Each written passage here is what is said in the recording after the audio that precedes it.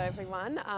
That was just stated, I'm Kate Anderson. I was the project coordinator for the recent Handa opera on Sydney Harbour that was put on by Opera Australia.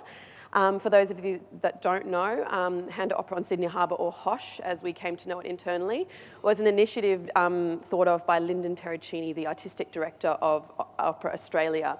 It was a 3-week opera extravaganza that we staged outside in the Royal Botanic Gardens in Sydney, in Farm Cove. And we put on La Traviata, a very well-known opera.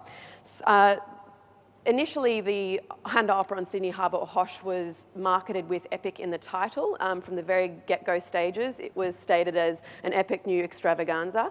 And I think from my perspective, coming into something like an event like that, where Australia had never staged anything or attempted anything like that before, in a venue that didn't exist, and to an audience of what OA hoped to be the new generation of opera supporters, was a huge risk, and it brought with it a lot of high expectations and challenges. Timeline-wise, I came from Brisbane to Sydney in September of 2011 for this production. I was contracted on for 8 months, and thinking back now, it was such a whirlwind of a time. I had 10 days to pack up everything in my house and get to Sydney and start working immediately, and it's only now that I've actually stopped. Today is my last day of my contract, so today is the day that I end and I take a breather and I realise that I've actually moved to a new city, and I didn't know that before, so... So I came on, as I said, I came on in September, but pre-production for HOSH had actually started about 1.5 years before I came onto the project.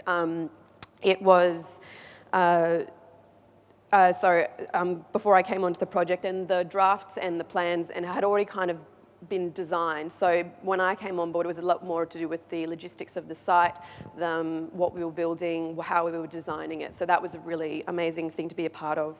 From the patron perspective, the venue itself was incredible to walk into. It was a place where you just had never seen anything like it before, and we had a lot of comments like that. But from an early age, I think one of the most interesting things to me about the theatre industry was as a child I used to go to productions, and the performance was amazing to me, but it was even more amazing, and I was so curious as to what was happening behind that curtain. So I think that's really been a driving force for me to want to pursue this aspect of my career, is to find out how people make this kind of theatre and what goes into it.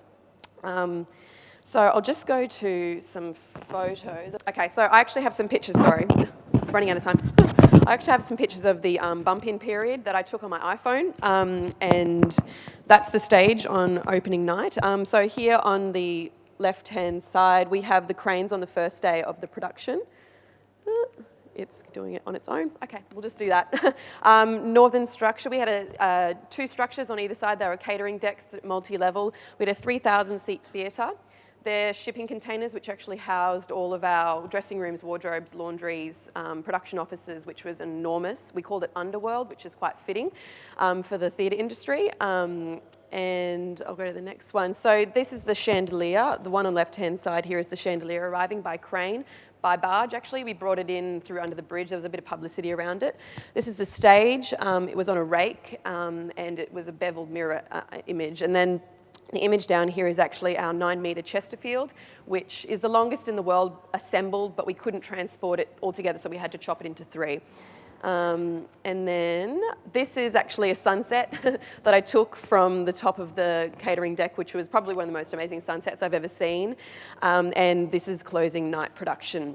So from my perspective, this project was epic. It was amazing. I have a picture here. This is actually me on the last day of the performance. It's actually my 24th birthday. And it was a pretty big moment for me. I realised took a moment in the chandelier to realise exactly what I'd been involved in and how epic it actually was. And it was amazing. So thank you so much for listening, and enjoy.